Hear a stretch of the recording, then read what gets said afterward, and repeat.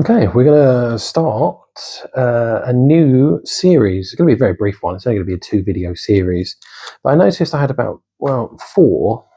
The fourth one's not really a surgery, actually, but it's got similar aspects to it. It's very medical. And so I thought, I'll batch all of those because I'm not sure that I would put them necessarily on their own. So I'm batching a couple. So we're going to do 2 dreams here, and then we're going to do a second one, which has got another 2. Okay, I'm going to give you a little bit of backstory to this one. Sorry, I'll just do the timing on this one. 25th of the 11th, 2025. So I have this really, really super strange dream, which I'm not actually going to go through.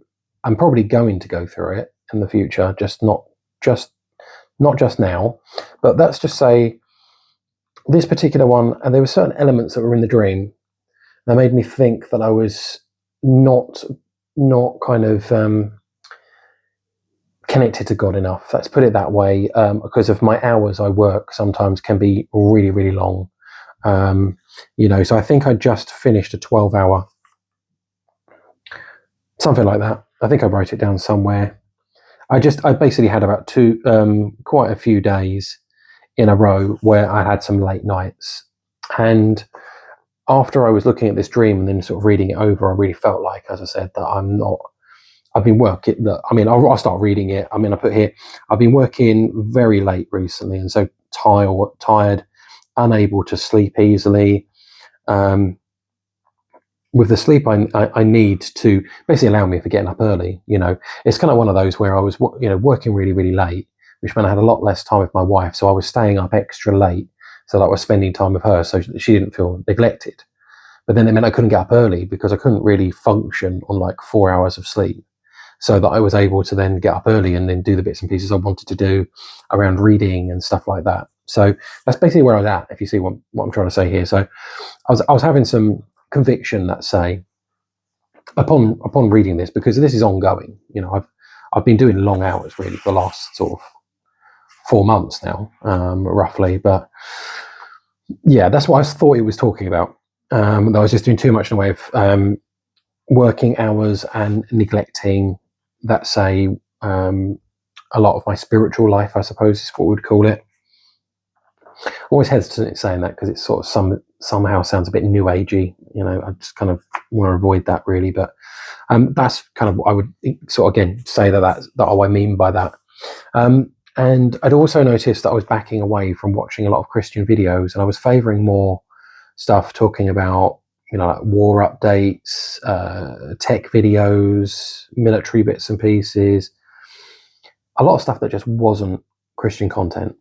And I noticed that sort of taper off a bit, and I was watching a lot of this other stuff. I've mentioned it in previous videos. Some of it was research because I was getting dreams that were on military craft. I was trying to identify them. But then after a while, it wasn't that anymore. I was just interested in it. And I've got a very mixed feed, I would say, as far as what I watch. Christian stuff, get into scripture, that kind of stuff, but also current events, also war, again, military bits and pieces, all that sort of stuff. I'm just kind of interested in all that sort of stuff. So it's a bit more varied. Whereas in the beginning stages, it was just full on. It was at least 8 hours a day of Christian content. Then the next day, you'll do it again. And it was over and over and over again. And I did that for probably about 2 years, so I've definitely, watched a lot of stuff. Let's put it that way. But again, I was feeling a real conviction here around what the dream meaning could be. This previous dream, that I've not yet covered. Okay, as I said, I'll cover it in a future bit because I do think it's relevant. But there's aspects of it that are weird, and I kept on getting very similar themes that were coming through, which I didn't particularly like, and I was kind of like really unsure of the meaning on it. I think I think ultimately what it's telling me is that I was going through a phase here of being very fleshly, let's say. So I wasn't really connecting much with God. I wasn't really doing much at all. And that's what I feel like that's potentially saying. So I prayed on it basically. So I went into prayer and I was praying. And as I was praying about the meaning of this particular dream and stuff like that, I actually had a flash image. And so a flash image, I've mentioned this before. So it's basically where it's completely black. What I'm seeing is black, and then I'm seeing an image, and it's almost like in a screen within a screen. So sometimes that's what that's like. It's not always the case. So when I say flash image, I just mean it's something that's over so incredibly quick, and it's while you're awake. Okay, so I've just gone into a prayer about this, and then I've just seen something come up in my mind. Okay, and it's normally quite detailed. It plays in my mind, what's sort of going on, and then I think, oh, okay, I'll write that down. That feels significant, So I've had that before. I've had that in prayers before. I've been praying in church and then suddenly seen images of like the whole congregation praying down and seeing worship. We're all wearing white robes and stuff. I've seen other stuff where we were talking about, and sometimes I wonder, is it released? Some of these images come from the words, but we were praying about something to do with, what was it? It was in prayer. It was in my Bible group actually, and it was something around, we were praying for the youth in our church or something like that, and that we were praying for a revival. And I saw very much like you see on older style boats, like the Titanic sort of thing, like full steam ahead. And it was kind of like I saw, very, very briefly, I saw just a sailor sort of just go, "Jing," like that, and hear that noise. And it was full steam ahead. And it was just this kind of super, super quick, just a flash image of this full steam ahead. And I was like, whoa, okay. It was like, it was communicating, that the church was going into a phase of potentially, the youth really rising up, possibly. Again, I don't know. Sometimes these come up so briefly, like literally a second, 2 seconds, that sort of thing. They're so brief that you kind of think, did I actually see that? Or did I not? I'm not sure. So again, some of those, I'm not 100%. But interestingly, there we go, I'll use it as an anecdote. Actually, we were praying as a church, and occasionally people will pray out loud. And I was thinking specifically, I had an image in my mind, again, just like an image as I'm sort of praying and I'm hearing people praying around me. Just had an image in my mind of standing in a river that was about chest height and rushing water past me. And I was standing in this river, and I was standing in a way that was completely grounded, like I was not budging at all. I don't know if I may have written this down somewhere, to be honest. But and then just as I'm seeing that image, a guy who's quite a way away in the room shouts out his prayer, and it's the same as mine. He's talking about crashing waves and being able to stand firm in like turbulent waters or something. I was like, that's literally what I just saw. Literally what I just saw.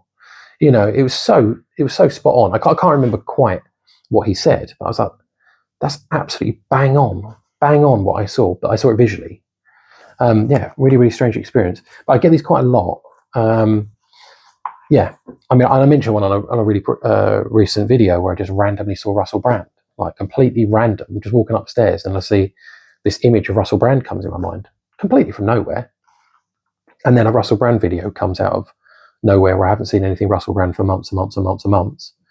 And even if I have, it's been in like somebody else's video where they've just flashed up a little bit of him. It's nothing to do, it's not his channel or anything like that. And I haven't been subscribed to his channel for like 2 years. And then randomly one of his videos came up like the next day or something. I was like, where'd that come from? Just crazy little things like that happen. Anyway, let's get on with this. Let's get on with this. Anyway, so I'm praying for the meaning. I'm praying for the meaning on this dream that I'm wrestling with, thinking that I'm being told I'm being too fleshly, and I'm getting this kind of conviction.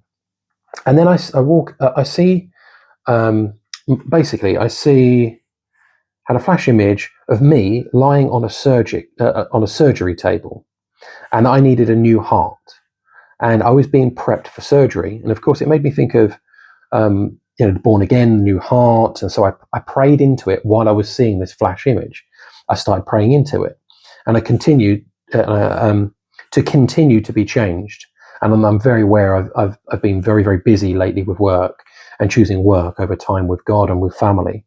And this is actually a combination of needing to work late, genuinely, due to the sheer workload level. I mean, some stuff's somewhat unavoidable.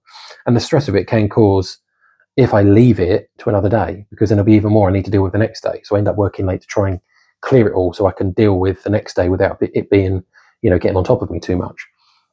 I'm very aware that there is an element of me that, because again, this is me being completely transparent and honest here.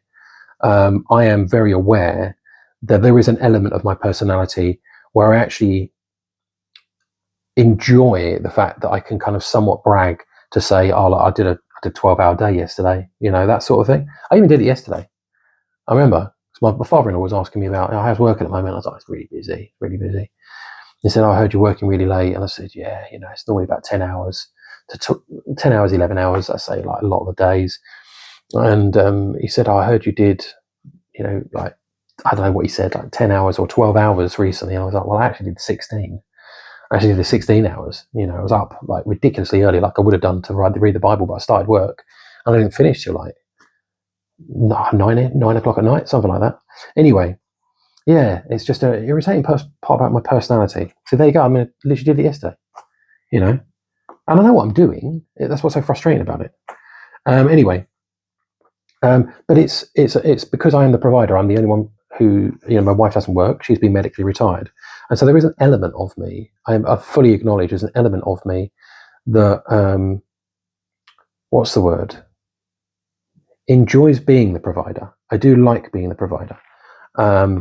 There's obviously times where it gets a bit irritating when everybody else is able to do what they want to do. They're watching TV and stuff, and I'm not. There's an element of that, of course. But I'm very aware that there's a choice I make sometimes. I make a choice to work late, and it is sometimes just to sort of say, "Oh, another hard day," that kind of thing. And you might, my wife might say, "Oh, yes, tough day," sorry I've had to work so late, stuff like that. It's that little pat on the back, isn't it? And you think, why do I do that?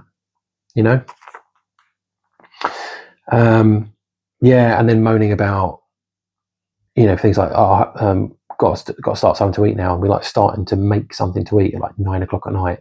So it's way too late. So I've put on quite a bit of weight recently, really, just because of my working hours are just so out of sync with where they should be. But that's what it felt like. As I said, I mean, it's a new heart surgery, lying down. And again, I've mentioned that recently in a video that I did, which was, what was it? Cleansing fire, where there was a person who's laid out on like a table sort of thing, and he had like soil on his chest and stuff like that. And that was all about being too fleshly, really. And that's what this is kind of feeding into. So this one, out on an operating table, and you need a new heart. You need to sort yourself out. Yeah, I think that's what it was really trying to tell me. What was this? For a new heart. Yeah, I think that's more or less it actually on that one. So there wasn't really too much. It's just that I wanted to just cover that off really, and go into another one now. So I just got to jump across to another book actually. So let's try and find this one. So I've got a bit more notes. This has obviously got way more to it. This one, that was just a little filler one really. Okay, so this one's about an eye surgery. So heart surgery. Now we're into eye surgery. Yeah. So this is the first one. I have another one as I mentioned. So I'll do that in another video, but this one. So I had an odd dream where I was having an eye transplant. Okay. So a little bit like a new heart thing, having a new heart. So this was an eye transplant. Okay. So an eye transplant on specifically my left eye. Okay. The eye was taken out and I got a new one. However, it was really big. This eye was massive. It was roughly, I put here 4 inches in size. So how would I? Well, yeah, 4 inches. Was it really that big? Maybe more like 3.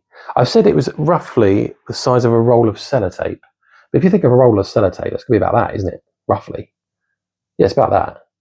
So trying to get that into my socket, that was what was bizarre about it. But the eye was squidgy. So it's almost like, if you imagine like a baseball or a tennis ball, about the same sort of size as that, I would say, but squidgy. And oddly, so my eye's been taken out, and the surgeons, I don't know where the surgeon is at the moment, but I've been given this new eye, which is massively oversized and squidgy. It's like a foam ball. It's really weird. And oddly, I was the one who is now putting that eye back in my socket. which doesn't make any sense, because obviously if you put an eye into your socket, it's got to be attached, to actually work. But I wasn't thinking like that. I was like, just grab this eye, right, start trying to put it in my eye, and I'm kind of like squeezing it because I've got to try and fit it in my eye socket, but it's just way too big. And I'm pushing it into like a normal size eye socket, and I realised I somehow managed to get it in, I guess, and I realised I need some tape or something like that to hold it in. So I get like some surgical tape, and I'm kind of taping my eyeball like to my eyebrow and down here to hold it in, because I'm very aware that it might fall out. Really, really weird. And I'm presuming that a doctor was going to come over at some point to actually reconnect it. But why I decided to just grab hold of this eye and then just put it in my own eye socket when I've got a surgeon that's taken out my own eye, and it makes no sense. But before any surgeon even came over to me, I was trying to, it was like, I've sorted it, guys, don't worry about it. And I'm sitting there and I'm looking at a, what's it called, like an optician's, we've got eye what would you call them, like charts, that's it, an eye chart. And I'm looking at the eye chart and I'm sort of like reading off the eye chart, and I start moaning at this surgeon. I complained. I said like my sight's more or less the same as it was before I had this transplant. I was kind of like, what's the point, and I was actually comparing it actually to laser eye surgery, because I previously had laser eye surgery on my eyes. This is when I was in my early 20s. In fact, I was 21, because I was told I had a certain amount of time that I couldn't have smoke and stuff in my eyes and things like that. And it was my 21st birthday was coming up, and we all went out clubbing in London. And obviously it's all dry ice and smoke and all sorts. And it wasn't the best idea, because my eyes were drying out so much, and that was not helpful. But anyway, so I was comparing it to laser eye surgery, and how that was far better than this replacement eyeball that I was getting. I said no idea how it even worked with me just sort of stuffing this new eyeball into my eye socket anyway. Doesn't make any sense. And so what were my thoughts? Well, as I said, like for the heart surgery, I think the heart surgery is pretty self-explanatory. Obviously I'll put in some scriptures that talk about a new heart. And obviously a new heart is talking about not a physical heart, obviously it's talking about a spiritual heart, isn't it? Where, you that you're changed. You've got to believe in your heart, and that Jesus is Lord, and you will be saved. But it's also the way that you think and have compassion and empathy and things like that. I think I have more compassion now, for sure. I think I was quite cold-hearted actually before I was a Christian about a lot of stuff really. So I'll find some scriptures on that, as I mentioned. I'll find some scriptures just to add in, so I'll just put those into the descriptions. So my thoughts on this particular one about my eyeball. So I mentioned how it was my left eye that was removed, specifically. Okay. And with my right eye apparently being fine. So I looked up some scriptures because I was just interested to see, is there any scriptures that specifically talk about left and right eyes? I'm very aware that there are scriptures that talk about taking an eye out and stuff like that, which we'll get to. But I was looking specifically if it identified the eye. And I think I was looking, don't think... Now I'm just looking to see if I went into any kind of dream book or anything like that to get any kind of steer on it. I don't think I did actually. But Matthew 5:29 talks of the right eye being removed and thrown away if it causes you to sin. Now this was my left eye that was being thrown, that was being operated on. So my right eye was staying. And I was trying to think if there's any kind of significance there. So if your right eye causes you to sin and throw it away, well, it wasn't my right eye, it was my left eye. Was it because it was causing me to sin? Is that why it was removed? Or was it for something else? So I'm not sure if the eyeball was relevant at all, because then I actually looked up other translations of that other books that have that same mirrored scripture, and it's actually in Mark 9:47 as well as Matthew 5:29, and in that it just talks about the eye, about an eye being removed. It doesn't specifically say left or right. So I thought, well, it's probably not, the fact that it's left or right isn't really that relevant then, probably. So I kind of left that, but I still think that's the right scripture, but I don't think there's necessarily relevance to left and right. Okay. Yeah, because it just says I. What I would say though, that it does link in for sure, is my inheritance video, which specifically goes into that scripture. Actually, the one that talk about casting your eye out for your it causes you to sin, that kind of stuff. That's a really fascinating one. Truly, that is really fascinating. I think I know I say that quite a lot, don't I? But I've had some wild dreams, you know. So, and there's some crazy what's the word? Meanings that come out as well. And that particular one was one of those. It was when I was doing season 1. Even if you're watching season 1, it was this one. Oh, it's this big one. It's a really big dream, you know. I'm going to do it at some point. It was that dream. It was just too big. It was just huge, this dream. So much meaning, so much scripture, and I was just kind of a bit overwhelmed by it. I was very aware what I had there, but I didn't quite know how to tackle it, if you see what I mean. And I'm like that with some dreams. As I said, the dream I just did, duck a fly, was a bit like that as well. It was just a bit of an odd symbolic dream, and I didn't really know what to do with it and when to do it, if you see what I mean. So somebody's come up, and I've found that the timing has been particularly good with these, because I was only in like recent sort of few dreams I was talking about this specific scripture. I was actually talking about that, and so I wrote a note to myself as to, right, eye surgery next. I decided to do something in between, but you know, it was where I was wanting to go with it. However, anyway, I've put however in a dream book and my own thoughts. It could be talking of spiritual sight and how a bigger eye going in could refer to my interpretation being increased, or some sort of spiritual sight maybe, or something like that. But I am saying how that is. Yeah. Okay. Right. So I did. Okay. So I've prayed on that before. Okay. So that's why I'm talking about this. So to be a seer, seer. Okay. So you had seers in the Bible. They were people who actually saw, you know, can see demons, can see angels, and they use that God-given talent of, you know, that gift to help people. You know, it will be, oh, I've seen this, or I know this about you, or this kind of thing, and I'll mention it. I mentioned it in the notes, but I've mentioned before Blake Healy, Healy, is it, or Ley? I'm not sure. One of those. But he's got quite a few different books which specifically talk about his life as a seer and what he's seen and all this sort of stuff. So that will be an interesting set of books for you to check out if that sort of stuff interests you.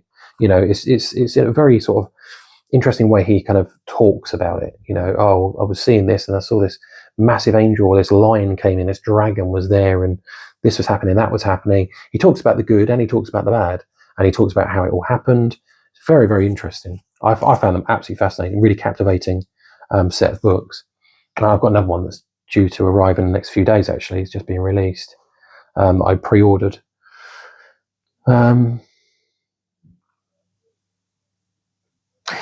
Transparency statement. I've written a little transparency statement here just to say. Oh, sorry. Back to the prayers. Sorry, back to the prayer. So I've been praying for spiritual sight like that, to be a seer, because I've seen demons and I've had this kind of interaction with them. I wondered whether at some point is that going to progress to the point where I'm actually able to see them, and in some way able to help people through that.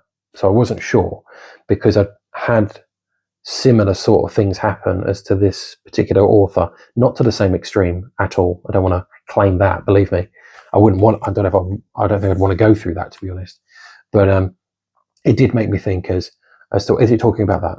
Is it talking about how you know, I'm going to get some different type of sight? You know, this was replacing one eye with another eye. And another thing to mention as well, I wasn't sedated, and I mentioned this in some of these previous videos. I wasn't sedated, so it makes me think that it was spiritual, you know, because I didn't need sedation, because I wasn't actually being operated on with scalpels and stuff like that necessarily. It was a spiritual, what's the word? A spiritual surgery. I mean, again, and that sounds different, dodgy as well, doesn't it? Like some sort of shaman, you know. I don't mean that, obviously, but I just mean that it's not physical quite in the same way. Maybe that's what it's suggesting. I'm not sure. Okay, I did write some separate thoughts here, but I wanted to go through the dream bit first. Yes, actually, I'm going to quickly do this before I go on to that. So I had further thoughts on it. So the day that I mentioned this dream to my family, that same evening, scripture 550 of 1000 came up on my app that I've got on my phone. And it just presents me with scriptures all the time. Okay. And it presented Luke 12, verses 13. And it says, then one from the crowd said to him, "Teacher, tell my brother to divide the inheritance with me." And this is basically I've been talking about, you see, inheritance. Okay, I've written down all this stuff, and I've put about inheritance and how that video is actually about casting the eye out, or that scripture specific. You know, it's around that scripture. Again, I don't want to give too much away, because that was one to watch. That's in season 1, inheritance. But it's that scripture that came up on my phone, the exact same one. And then I had another video from another YouTuber that came up, and that was specifically talking about somebody having a bad eye. And again, it made, and which of course for me, yeah, it made me think of maybe that's the reason for my eye being removed or something. And that example, just so I've got it here, is Matthew 6, verses 22 to 23. So I haven't looked that up actually. This is like a set of thoughts I put as further thoughts. But what I'll go into here is just what I wrote down afterwards, after going through the dreams, just as little sort of short things. So this one was specifically the left eye. It was more oversized on my current eye. And it was, I was wondering, sorry, just little bullet points I was writing as I was going. It was interesting. I felt like I was doing the surgery on my own. You know, I had that eye taken out, but then I was wanting to stuff it back in, and it was almost like I was going faster than maybe, and thinking that I could do it, when it's not about that. It's about, it'll be, let's say that eye will be connected up when you're ready for it. You're not ready for it now. Let the actual surgeon, the physician, do it for you. Yeah. So that's what I was thinking. Maybe I'm doing things trying to do on my own, putting that eye back in before the surgeon or doctor was ready to do it. Is this seeking being a seer before I'm ready? As in, see, or just being able to see before I'm ready. Again, linking into this seer thing, which I have prayed on, as I said, multiple times. Or is this trying to do things in my own strength, maybe, rather than waiting on God's timing? Yeah, okay, cool. This is where I open it up. Brilliant. Okay, so I looked up. It's weird, isn't it, how you forget things? But I thought, is God ever referred to as a surgeon or a doctor or something like that? And I thought, how obvious is that he is, when obviously Jesus is going around healing people and stuff like that? But this is specifically all stuff. I'll go through here. So it says, like God is referred to as the great physician, Jehovah Rapha, Rapha, Jehovah Rapha, the Lord who heals. Mark 2, verses 17, also Luke 5:31, Jesus says, these who are well have no need for a physician, but those who are sick. I have come not to call the righteous, but the sinners. Yeah. So he is the great physician. He's the one who obviously makes people well, all that kind of stuff.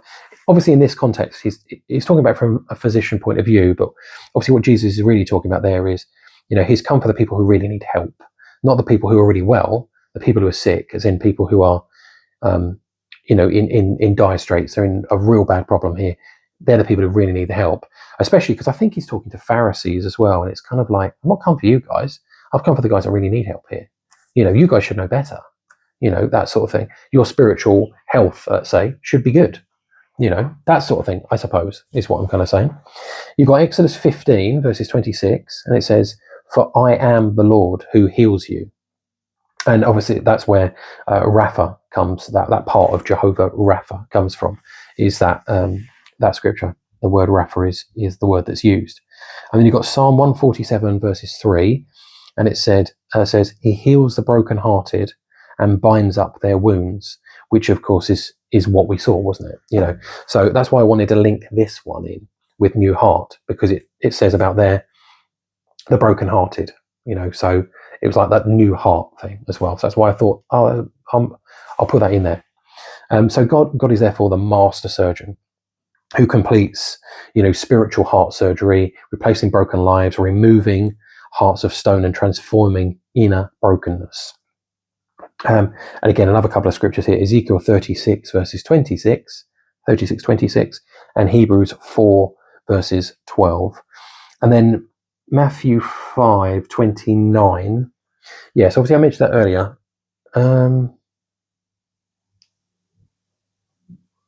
Oh yeah, forget that. I basically just took the information from there, and I've kind of elaborated a little bit, but I don't really need to be honest. So yeah, I think that's all I wanted to cover off on that one. So eye surgery part 2 may well be tomorrow. Okay, and that's eye surgery, and then another type of surgery, which involves a syringe in that one. And that was kind of made me think of one again that I've quite recently videoed. But again, I won't mention that. I'll mention it on that video. But that's all there is for this one, I think. We'll leave that there. I had no idea how long this was going to take. But adding all 4 dreams in, I thought it'd be a bit ambitious. And I think clearly it would be. I mean, it'd be about an hour.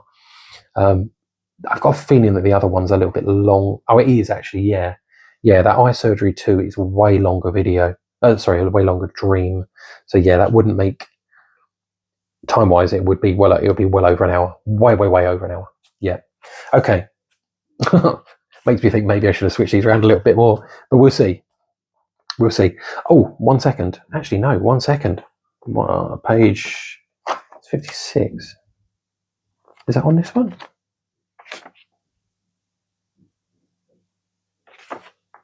Hang on a minute. It's back to the book, isn't it? It's back to this book. Sorry, I just literally said, right, we're going now. But I'm sure there was something I wrote down here. I can't see it. Dream matching, eye surgery. No, I think I put that in the wrong spot. Forget that. No, I was just thinking that there's I think it's in the wrong. Must be in the wrong book. Is it? Is this book 3? It is book 3. Sorry, 1 second. Where's it gone?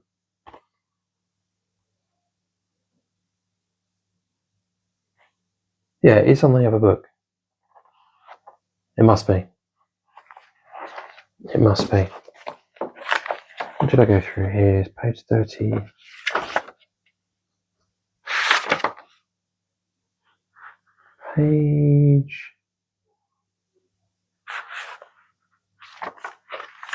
Sorry, I know I'm going on here, but I'm just wanted to get this all in one go, if that is the right spot.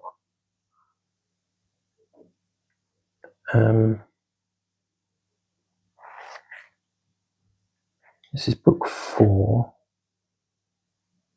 33.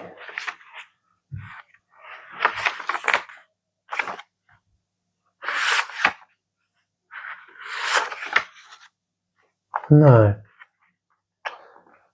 Very bizarre. Part 2. Oh, it is in a part 2. Sorry about that. I put it on the wrong line. I was just panicking, thinking, hang on a minute.